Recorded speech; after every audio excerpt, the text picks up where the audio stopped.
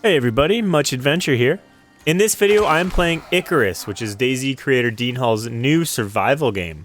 I'm going to tell you everything you need to know about the game, what the gameplay is. I'm going to give you a little bit of a walkthrough of my first couple missions, and then I'm going to sum it up with what I think the game is now in its early access state, and then also what it could be in the future. So buckle up. Here we go. Everybody, Much Adventure here. Today I'm playing...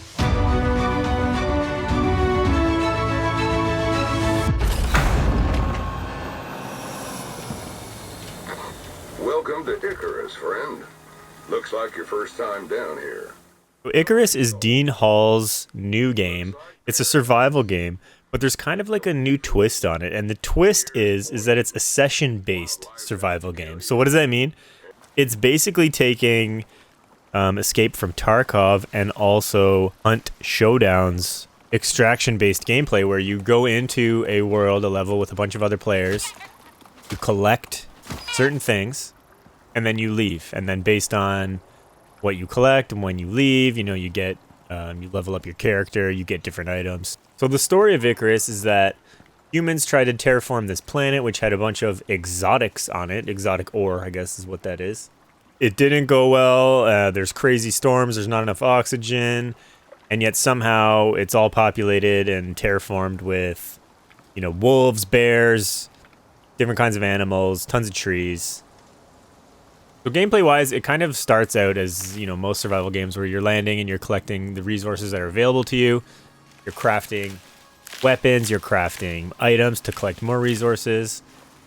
In Icarus, there's two leveling up systems. There's a crafting leveling up system where you're leveling up different crafting items.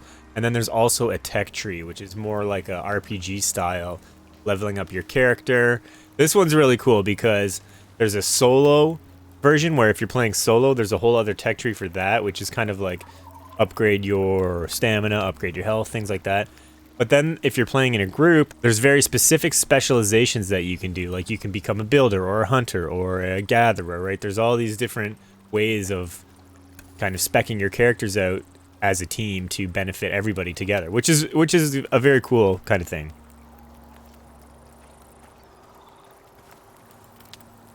So this is my first mission. I'm coming down in my pod. The first thing you notice when you land and you get out of the pod is like the graphics are on an absolute other level. I mean, wow. So I start gathering items at the very start of this mission, and one thing I notice right off the bat is there's a lesser focus on realism and more focus on kind of gameplay. Like it feels more, I don't know if you guys will know what I'm talking about, but it feels more like Rust and less like DayZ in terms of realism. Like you literally can just hold down the pickup button, which is F in my case, and just walk around and automatically pick things up. They automatically go in your inventory. Like there is a space limit on how much stuff that you can actually hold, but it feels very it feels more arcadey and gamey than it does to feel like a super hardcore survival simulator. So my first mission was just to do a bunch of kind of basic tasks, collect basic things, you know, craft basic things, level up your character. And I mean, it was fun. It was kind of easy. There was a lot of animals, which I found kind of strange. Like there was a lot of animals just running around, making it hard when tons of wolves after me. But they were like kind of easily dispatched with knives, and then I eventually made a bow and arrow, took care of them. Then I got in the pod, left, and there you go. There's mission 1. So mission 2 was land on the planet, go and find a supply pod that has a radar in it, pick up that radar, and then go to 3 different locations around the map and put the radar and set it up and collect data to send back. This mission started off good, but it kind of quickly went sour. In this mission, I learned about storms in this game, and it's another gameplay element. So a storm comes in, and there are these superstorms because apparently, you know, story-wise, the way that they formed this planet created these superstorms. The superstorms come in, and they basically wreck your character unless you're in shelter. So you need shelter. So it's kind of, you know, to the point of, well, why am I going to build, you know, any type of base when I'm just literally going to get on this planet, complete my mission, and get out? They kind of give you a reason that you need to build shelter. And now I think I'll use this time as I'm going through this mission to kind of give you my downsides of what I think this game is lacking right now. And I know it's early access, and I know I bought it knowing that it was early access. But there's some strange choices, and let's just start with that. Well, the first thing is just story / lore wise. I mean, we're landing on a planet that was terraformed, and this horrible thing went wrong, and there's these superstorms, and there's no oxygen, and you have to collect these little oxygen ores around there to replenish your character's oxygen, which to me just feels like another gauge that you have to keep filled, right? Like your food and your water, and now you have this oxygen gauge, right? It kind of feels like a shoehorned in oxygen thing. Like it doesn't really add much to the game. And then you're looking around, and honestly, I'm telling you, the amount of animals in this game is just insane. And we'll see later after I get here to this mission, but I mean, the amount of animals is insane. You're telling me that I can't breathe oxygen, and there's these like most ridiculous storms that I need to take cover in, and yet there's just like one of the most thriving animal sanctuaries is this entire planet. Like it doesn't, I don't know, that aspect of it lore wise doesn't really add up for me. Now the next thing, and you'll see here, is that this was my second mission, okay? So I'll just let this play out. I'm going to set up my radar on, I believe, the first location here. And, I mean, just watch what happens. You're gonna have your work cut out for you around here. Heads up.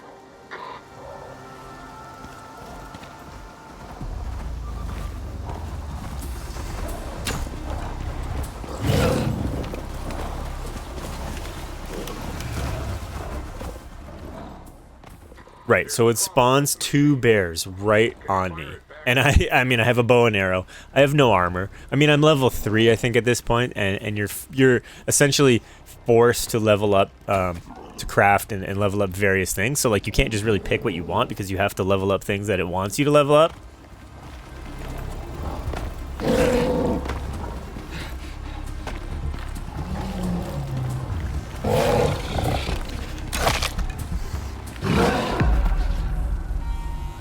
I learned that when you respawn, you also spawn with nothing again, right? Randomly on the map, and then you basically have to find your body, collect all the stuff, and then you get everything that you had on your body. But the problem is that these damn bears are still there. And I believe later, not only did the bear show up, but then a wolf showed up later, so there's 2 bears and there's a wolf.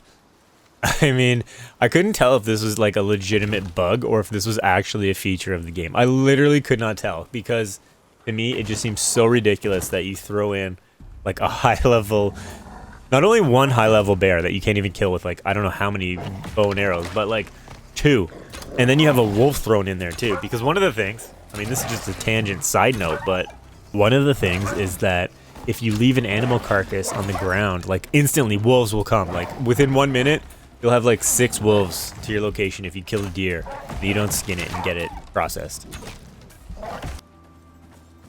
It then became nighttime, and I mean, I'm sure I could have checked my bedroll if I could have slept until the next day. You're given a time limit in this game, just like you are in Tarkov. Like you have to be back at a certain limit, otherwise the ship kind of leaves without you, kind of thing. You're given a time limit, so you can't really dilly-dally. But at the same time, the time limit's like 6 days. You know, it's not really that big of a deal. Like 6 real-time days.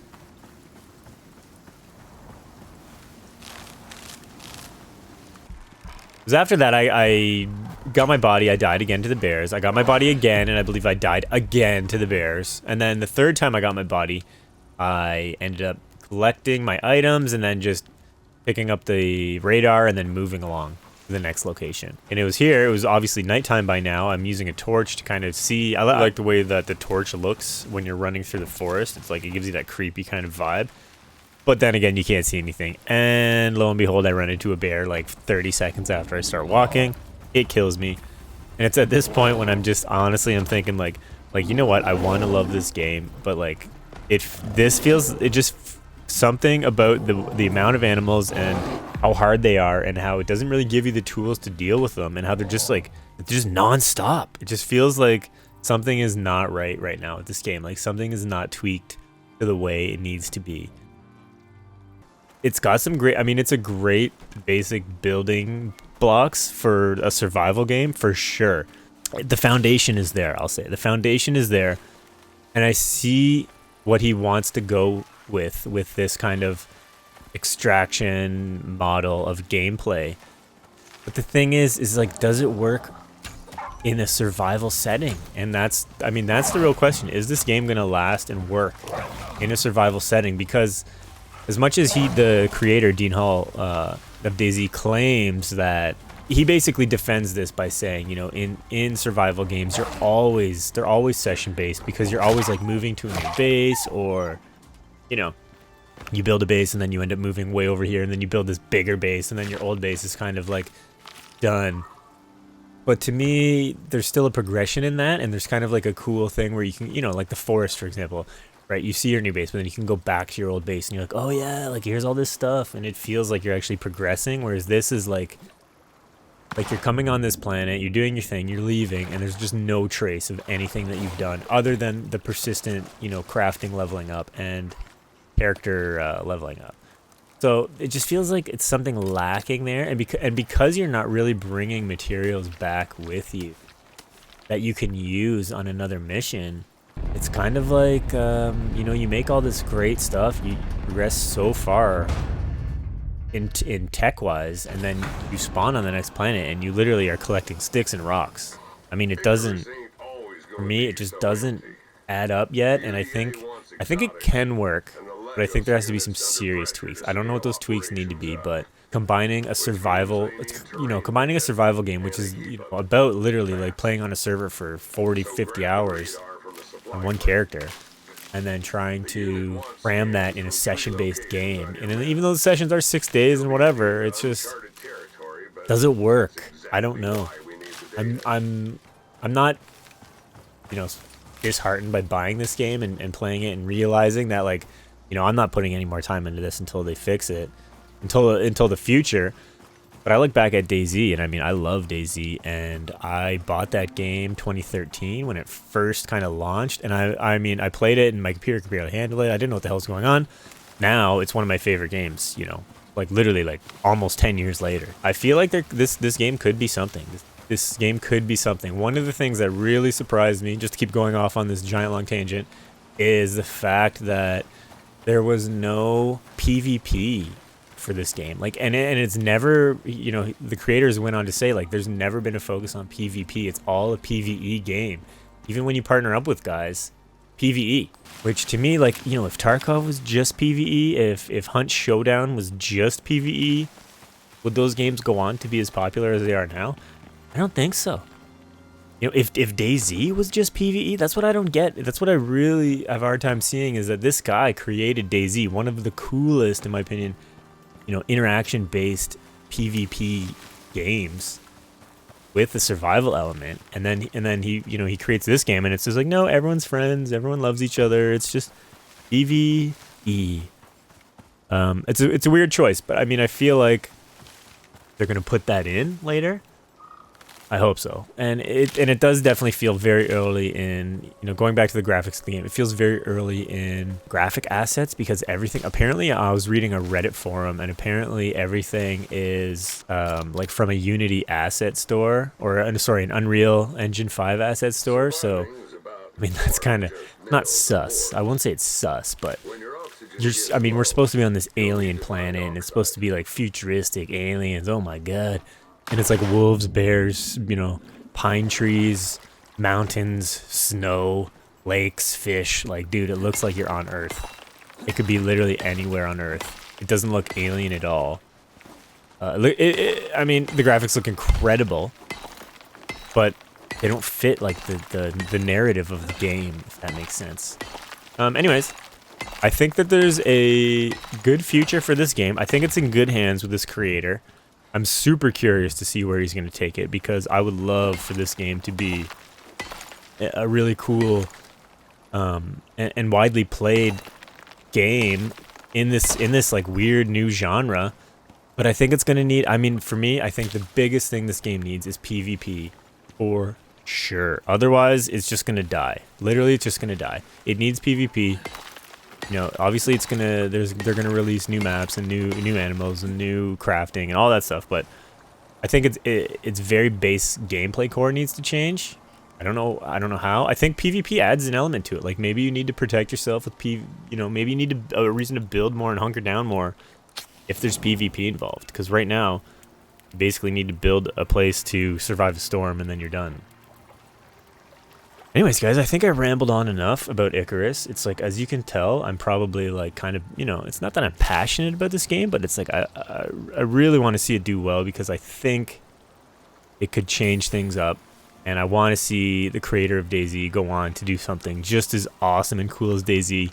And I don't want to see this thing fall on its face. So I really hope they change it up. As of now, honestly, I'm not putting any more time into this game because it feels just like it's a little too early. It's a little too early. It's early access, I know, but it feels more like an alpha than it does a beta. So that's my take on Icarus, guys. If you like this review, please give it a like. Leave a comment on I don't know, anything you want. Basically, have you tried Icarus? Does it look fun? Does it sound good after I've described it? Let me know. Also, throw a subscribe down if you like this video. And otherwise, we'll catch you in the next time. Till the next video, have a good day.